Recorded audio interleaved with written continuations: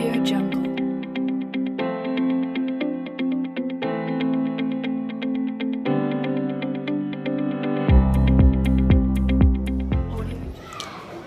तो बच्चे स्टैंडर्ड 9 का सेल में कुछ सेल ऑर्गेनिज्म बच गए थे। मैं कोशिश करूंगा कि आज इसे पूरा ही कर दूं। बहुत दिन से सेल चलता रहा, यह मेरा सेल का पार्ट 4 है। थोड़ा पेशेंस तो रखना पड़ेगा क्योंकि बड़ा चैप्टर ही आपको ही मालूम है और करिश्माई पढ़ाई मुझसे नहीं होता। मैं thread by thread, step by step पूरा का पूरा बातों को समझाते हुए आगे बढ़ना चाहता हूँ। अब जरा हमारा जो ये पहला है प्लास्टिड्स और दूसरा हमारा है सेंट्रोसोम। दोनों का स्ट्रक्चर पहले हम लोग थोड़ा सा समझते हैं। ये देखिए, इसमें एक डिस्क लाइक स्ट्रक्चर है जिसको ग्रैनम कहते हैं। पूरे को, एक पूरे स्टॉक को ग्रैनम कहते हैं, एक छोटे से पार्ट को थाइलोक्वाइड कहते हैं। जैसा कि आप लोग भी जानते हैं कि क्लोरोप्लास्ट बहुत तरह के होते हैं। प्लास्टिड्स बहुत तरह के होते हैं। मेरे कहने का मतलब, क्लोरोप्लास्ट तो ग्रीन वाले को कहते हैं। Chloroplast, chromoplast, leucoplast. क्लोरोप्लास्ट जो होता है, जो कि सबसे ज़्यादा एबंडेंट में मात्रा में मिलते हैं, ये फोटोसिंथेसिस में काम करते हैं और इसका कलर ग्रीन होता है। क्रोमोप्लास्ट जो फ्लावर का आप कलर देखते हैं, उसका पेटल का, वो क्रोमोप्लास्ट है, फ्लावर को रंग देता है। और फ्रूट्स का भी जो अच्छे अच्छे कलर हम लोग को नज़र आता है, एक्सेप्ट ग्रीन को छोड़कर, वो क्रोमोप्लास्ट से ही प्राप्त होता है। एक होता है ल्यूकोप्लास्ट। ये ल्यूकोप्लास्ट क्या करता है? स्टार्च को जमा करता है। ये कलरलेस होता है या वाइट के तरह का होता है। अब देखिए, ये डबल मेम्ब्रेन का बना होता है। इसका मेम्ब्रेन दो तरह का होता है, डबल मेम्ब्रेन होता है। और ज़रा ध्यान दीजिएगा कि इसका चीफ फंक्शन क्या है। पहली बात है कि अगर क्लोरोप्लास्ट नहीं होगा तो न प्लांट नहीं होंगे और इसमें ग्रीन कलर वाले क्लोरोप्लास्ट न होने से सोलर एनर्जी को ट्रैप नहीं किया जा सकेगा और फोटोसिंथेसिस नहीं होगा। भाई आप भी जानते हैं इस बात को। चलिए, पहला काम हम लोग मुख्य रूप से क्लोरोप्लास्ट का ही ज़्यादा अध्ययन कर रहे हैं। बाकी का फंक्शन तो मैंने आपको बता दिया। Help to keep balance of O2 and CO2। सही बात है, आपको ही पता है कि फोटोसिंथेसिस में O2 लिबरेट होता है और O2 लिबरेट होता है, तो बोले हमने, और CO2 कंजम्पशन भी होता है।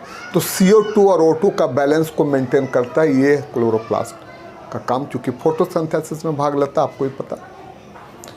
Provide colour to leaf, fruits and flower. जहाँ भी ग्रीन कलर होता है तो वहाँ पर ये ग्रीन कलर देता है और ये लीफ में ज़्यादा मात्रा में पाए जाते हैं। ये किचन ऑफ द प्लांट का काम करता है, आपको ये पता है। क्लोरोप्लास्ट खत्म होता है। अब एक सेंट्रोसोम की बात करते हैं।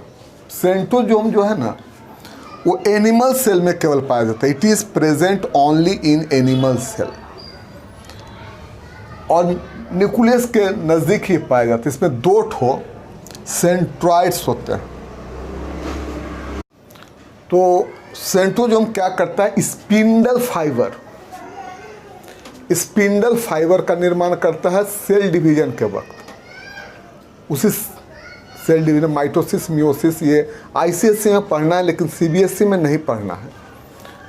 तो वो जो है, उसका जो स्पिंडल फाइबर होते हैं, उसी के ऊपर जो क्रोमोसोम जाकर अरेंज होते हैं। चलिए, आगे की बात है, ये अभी हम लोग का जो सिलेबस से बाहर है। क्या करता है? Indicate and regulate cell division, पहली बात। दूसरी बात, प्रोड्यूस बेसल बॉडीज। ये बेसल बॉडीज क्या है, जैसे कि आप समझ लीजिए,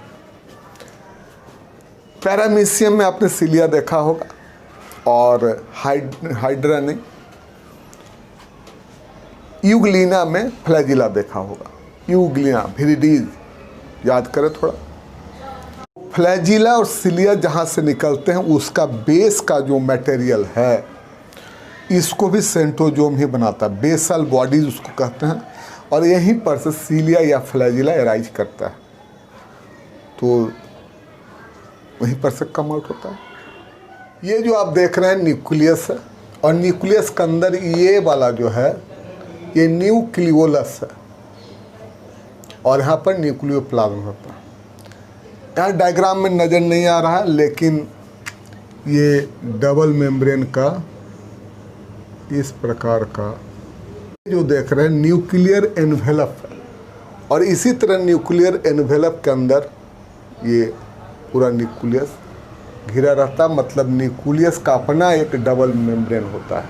बीच बीच में इसमें पोर भी होते हैं जिसको न्यूक्लियोपोर कहते हैं।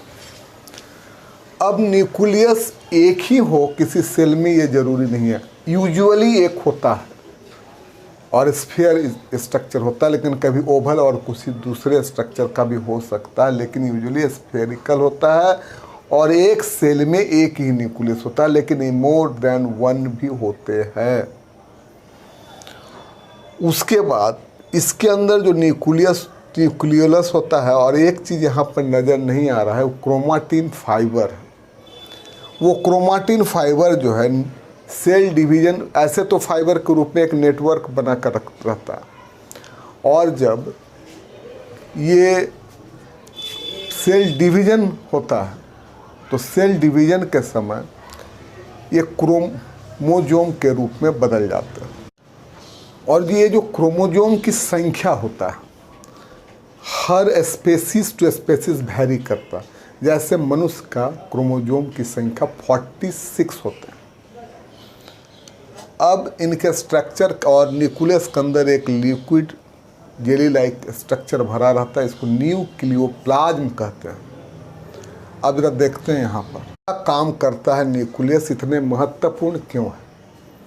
तो इसको बॉस ऑफ द सेल भी कहा जाता है। क्यों बॉस ऑफ द सेल कहा जाता है? जैसे control all functions of cell directly और इनडायरेक्टली, पहला काम तो ये करता है। दूसरी बात, help in transfer of character from parent to offspring, माता पिता का जो कैरेक्टर है वो माता पिता से उनके बच्चों की ओर ये ट्रांसफ़र करता है। क्योंकि इसी के अंदर होता है क्रोमोजोम, और क्रोमोजोम के अंदर ही होता है जीन, जिसके अनुसार ही मनुष्य का स्ट्रक्चर, स्वभाव और सारे कुछ होते हैं माता पिता के अनुरूप। सेल डिवीजन को भी कंट्रोल करते हैं कौन? तो सेल।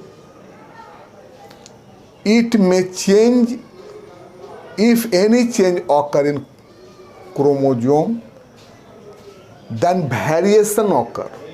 क्रोमोजोम के अंदर अगर किसी प्रकार का कोई बदलाव आ गया तो उससे जो जीव उत्पन्न होते हैं उनका स्ट्रक्चर बदल जाते हैं, जिसको वेरिएशन कहते हैं। जैसा कि आपने भी देखा होगा, किसी भी घर के दो भाई और दो बहनें या बिल्कुल एक जैसे आइडेंटिकल नहीं होते, ये थोड़ा सा अलग हटकर होते हैं, ये इसी को वेरिएशन कहते हैं। उसके बाद और ये वेरिएशन जब धीरे धीरे बहुत बढ़ जाते हैं तो वेरिएशन ही बाद में जाकर इवोल्यूशन में बदल जाते हैं, एक जीव से नए दूसरे जीव भी बन जाते हैं। ये बहुत आगे की बात है। Nucleus present in nucleolus. Nucleolus जो न्यूक्लियस में प्रेजेंट होते हैं वो आरएनए के प्रोटेक्शन और स्टोरेज करते हैं राइबोन्यूक्लिक एसिड का। और राइबोसोम जो आप एंडोप्लाज्मिक रेटिकुलम के ऊपर छोटे छोटे देखे थे, जिसका हमने बतलाया था कि ये जो है प्रोटीन के प्रोडक्शन में काम करते हैं। जो राइबोसोम है इसका प्रोडक्शन जो एंडोप्लाज्मिक रेटिकुलम के ऊपर दिखता है, इसका प्रोडक्शन न्यूक्लियोलस यही करता है। तो आज के लिए इतना ही। अब दो बातें और बच गया जो अगले वीडियो में हम लाकर ख़त्म कर देंगे। प्लांट सेल और एनिमल सेल में डिफरेंस क्या है, और प्रोकैरियोटिक और यूकैरियोटिक सेल में क्या डिफरेंस है, आज यहीं पर ख़त्म करते हैं। अगर ये जो हमारा पढ़ाई अच्छा लगे तो इसको शेयर करें, हमारे चैनल को सब्सक्राइब करें, और अगर कहीं कोई दिक्कत आपको लगता हो तो काइंडली ज़रूर कमेंट करें और बेल आइकन को दबा दें। और इस वीडियो के लिंक में डिस्क्रिप्शन में मैंने अपना जो नंबर भी दिया है, व्हाट्सएप नंबर, आप व्हाट्सएप में भी मुझे कमेंट कर बता सकते हैं अगर आपको कोई दिक्कत हो तो। Thank you.